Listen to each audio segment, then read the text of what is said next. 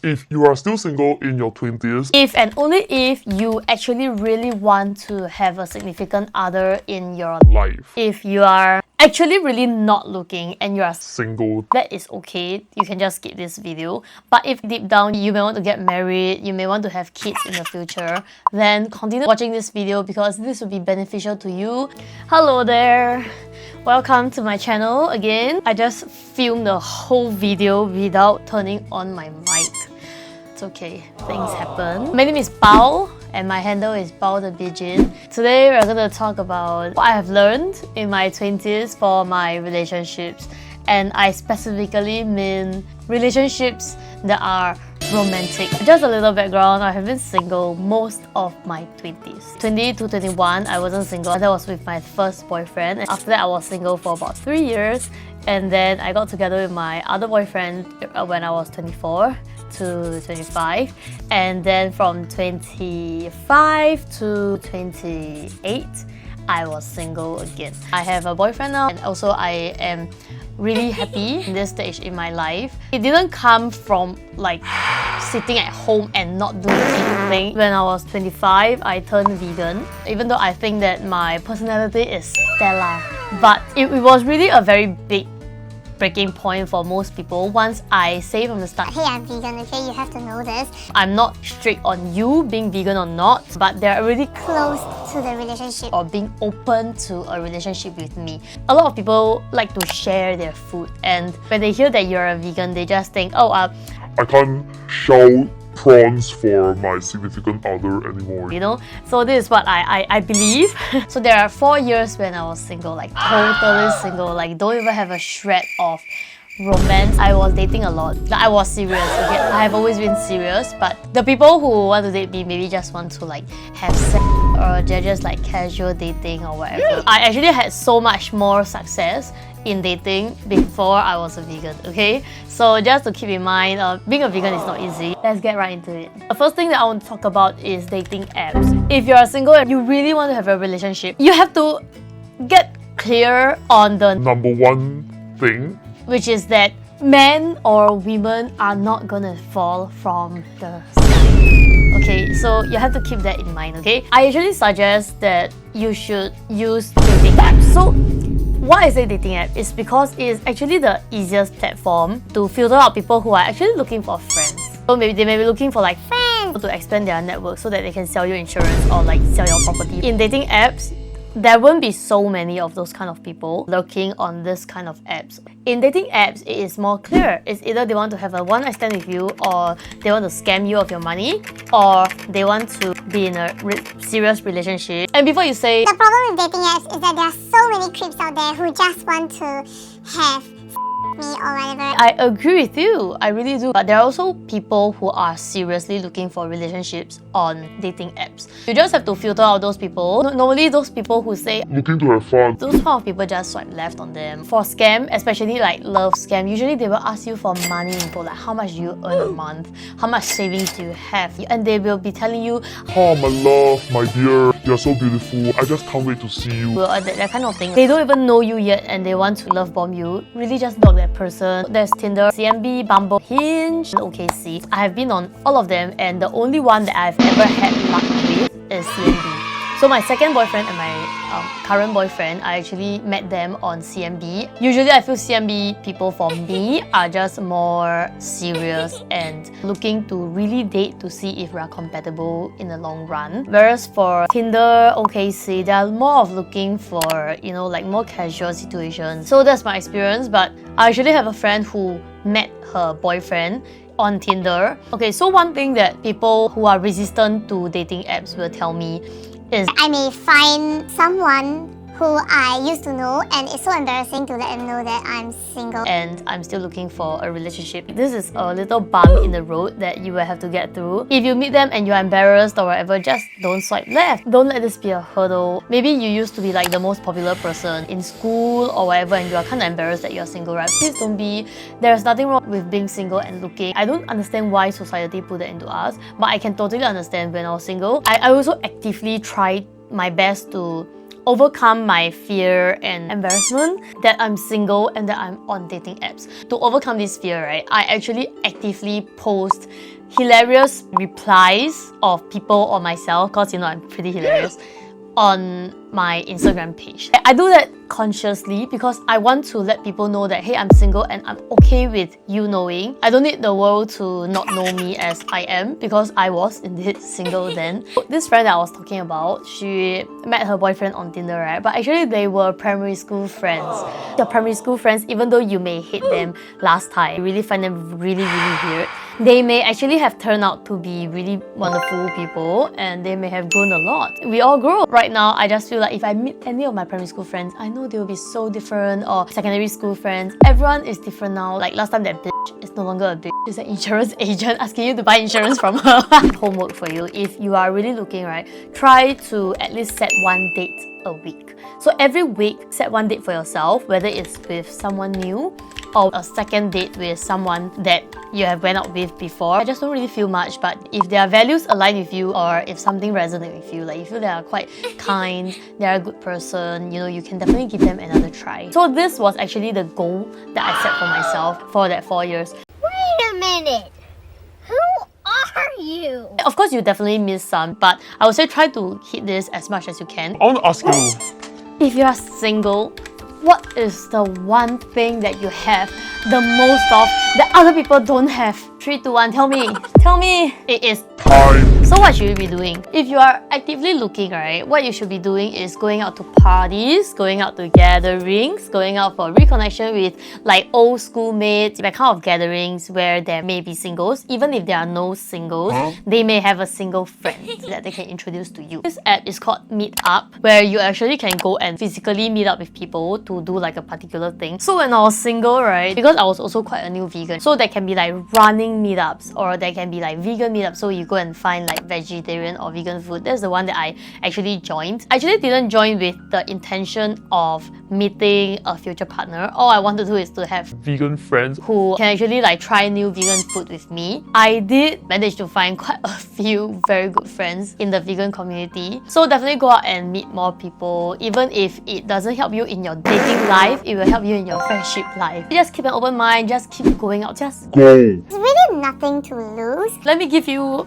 an example of how you can let them know that you're single. You ask people about their relationship. How long have you guys been together? Oh, that's so sweet. I also really hope to find a partner. And then they will ask, Oh, you're single? that's where you can say, Yes, and I'm looking. Do you have anyone to recommend me? usually people who are good-hearted and have good intentions, they really will start thinking, Hey, do I have any friends who are looking also and may be a good match for you? just go with the flow. Even if they don't have, they will keep you in mind. They may come back to you in the future because you never know what the universe holds for you. Definitely go out to meet people in safe public places. I can't stress this strongly enough. There was one experience that I had where this person actually proposed like a place to meet that's like within walking distance to his apartment. That was when I realized like he's just trying to get me back to his place to sleep with him. It would be better if you just ask them first. Hey, is this near where you live? Usually the intention is quite clear that they are trying to bring you back. If that is for you, go ahead, but it wasn't really what I was looking for. Another thing is a follow-up for just now, where I say you can actually ask people to introduce you, right? You will have friends, family, colleagues, and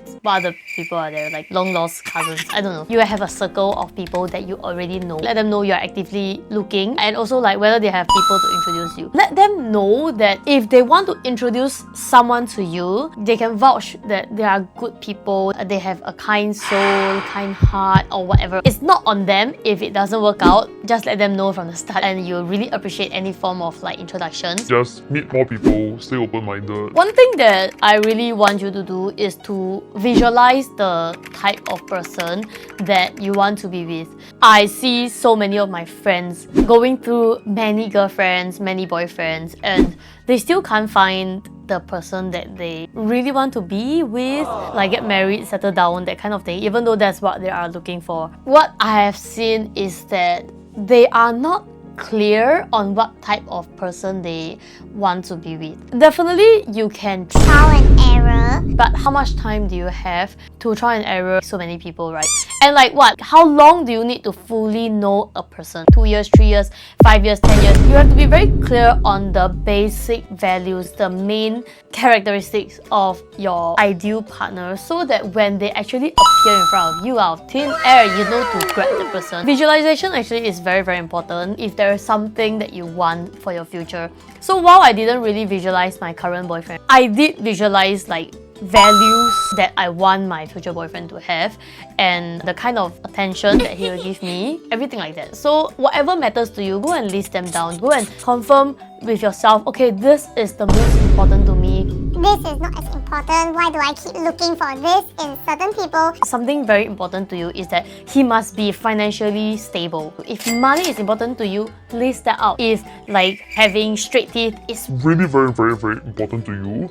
then list that out. It doesn't matter what other people are thinking. If it's important to you, It matters. I actually have friends that I reconnected with who told me that actually looks are very, very important to her in a boyfriend. So she wants someone who can match her in terms of looks. And she was very clear. I respect her for that. It's up to you whatever you want to place in terms of priority. So go ahead and write out a list and also visualize the type of person that you want to be with. I really believe that when you really think of what you want like very clearly, the universe will try to give it to you. Even if it doesn't, Manifest, right? you will be very clear of what you want. So do it, okay? Do it for me. Last one, which is, I assume that you are watching this because you are serious and you want to have a serious. Relationship, right? When I was single, actually I was pining over my ex a lot. This is where the problem comes in. The person that you want to be in a serious relationship with doesn't want a serious relationship with.